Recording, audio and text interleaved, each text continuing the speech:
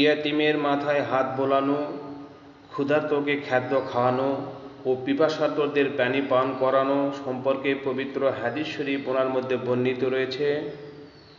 যে ব্যক্তি আশুরার দিন কোনো ইয়াতিমের মাথায় হাত বোলাবে, ক্ষুধার্তকে খাদ্য খাওয়াবে এবং পিপাসার্তকে পানি পান করাবে, মহান আল্লাহ পাক তিনি তাকে জান্নাতের দস্তরখানায় খাদ্য খাওয়াবেন এবং জান্নাতের সালসাবিল নামক ঝর্ণা থেকে পানি পান করাবেন। সুবহানাল্লাহ।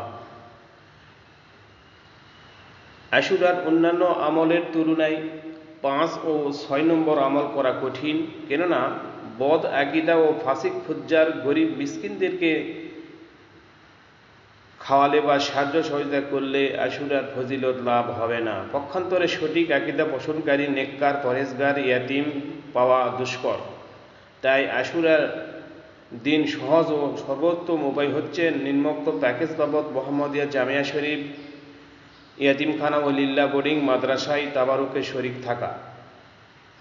তাবারুকে শরিক থাকতে যোগাযোগ করুন 01782255244।